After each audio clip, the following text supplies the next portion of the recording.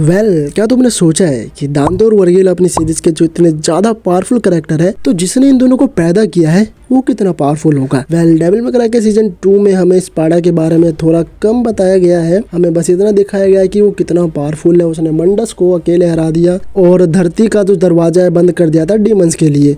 लेकिन क्या तुमने सोचा है कि मंडस आखिर मरा कैसे? हमें डेविल मे क्राई के सीजन 2 में ये नहीं बताया गया कि मंडस मरा कैसे। बस हमें इतना दिखाया गया कि वो कहीं गायब हो गया है और उसकी पावर्स भी हमें अच्छे से नहीं बताई गई थी। लेकिन वो पावरफुल तो है, लेकिन हमें सीरीज में उसकी पावर्स अच्छे से नहीं बताई गई थी। तो आज की इस वीडियो में मैं तुम्हें उसकी पावर्स एक्सप्लेन करने वाला हूँ और दूसरा क्वेश्चन वो मरा कैसे, मैं ये भी बताने वाला हूँ। तो फटाफट से वीडियो को लाइक करके चैनल सब्सक्राइब कर लो ताकि तुम्हें ऐसे अमेजिंग एनिमे कंटेंट मिलते रहे। स्पाडा कोई मामूली डीमन नहीं था। He was a high ranking general of the demon world. अब बात करते हैं उसके एनर्जी के बारे में। तो उसका डेमोनिक ओरा इतना ओवरवेलमिंग था कि वो फिजिक्स का रूल्स को बेंड कर सकता था। अगर स्पाडा किसी जगह खड़ा हो जाए तो वहाँ की हवा भारी हो जाती थी।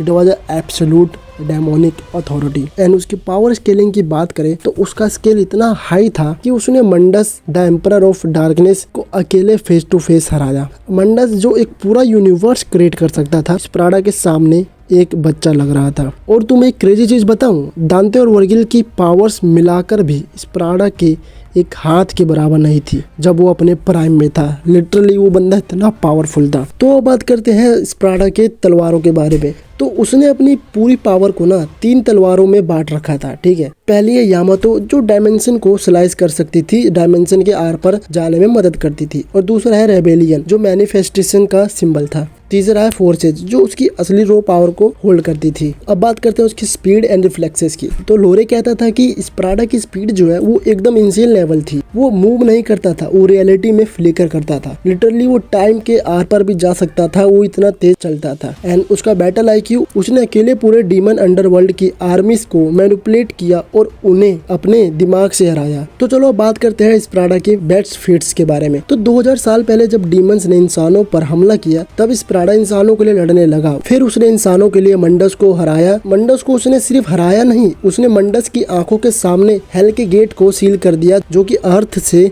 जुड़ा हुआ था। आर्गोसेक्स की, तो आर्गोसेक्स एक ऐसा डिएट था जिसको कोई फिजिकल फॉर्म नहीं था, तबाही मचाने वाला डीमन था। लेकिन स्पाडा ने उसे भी वन साइडेड हराया और फिर उसे कैद कर दिया। सोचो जिस आर्गोसेक्स को हराने के लिए दांते को अपनी मार्जिन फॉर्म DMC2 की जरूरत पड़ी, स्पाडा ने उसे सदियों पहले अकेले कंट्रोल किया था। तो अब आते हैं वीडियो के सबसे बड़े सवाल पर, इतना पावरफुल एंटिटी मरा कैसे? तो इसके बारे में हमें एक 3 थ्योरी मिली है। तो पहली थ्योरी है नेचुरल डेथ। स्पाडा ने जब हेल को सील किया उसने अपने 99% डेमोनिक पावर फोर्स एज ओरियामातो में लॉक कर दी। वो एक ह्यूमन की तरह रहने लगा। एक डीमन जो इमोर्टलिटी छोड़कर इंसानियत चुनता है, उसकी मौत भी एक इंसान की तरह बुढ़ापे से हुई होगी। और दूसरी थ्योरी ये है कि सील्स को मेंटेन करने के लिए कांस्टेंट एनर्जी की जरूरत होती है। कुछ फैंस मानते हैं कि स्पाडा ने अपनी लाइफ फोर्स को उन सील्स में डाल दिया ताकि मंडस कभी वापस ना आ सके। अब तीसरी थियरी में क्या है कि जो गेम है डेविल मे क्राई का, उस गेम की इंट्रो कहती है कि वो बस गायब हो गया। क्या वो अब भी कहानी है? क्या वो अब भी कहीं है? पर एक बात कंफर्म है, जब ईवा दांते की माँ पर डीमंस ने हमला किया स्पाडा वहाँ नहीं था। इसका मतलब वो उस वक्त तक या तो मर चुका था या पावरलेस हो चुका था। स्पाडा की मौत कोई कमजोरी नहीं थी, उसने मरना चुना ताकि इंसान जिंदा रह सके। वो एक ऐसा डीमन था जिसने मौत को हराया, गोड्स को धूल चटाई और आखिरी में एक इंसान बनकर इतिहास रच दिया डीमन वर्ल्ड में। आपको क्या लगता है, स्पाडा आज भी जिंदा है या वो वक्त के साथ कहीं खो गया है? कमेंट्स में बताना और ऐसी अमेजिंग वीडियो के लिए चैनल को सब्सक्राइब कर देना। तुम्हें क्या लगता है डेविल मे क्राई वर्ल्ड का सबसे पावरफुल कैरेक्टर कौन है? कमेंट में जरूर बता के जाना।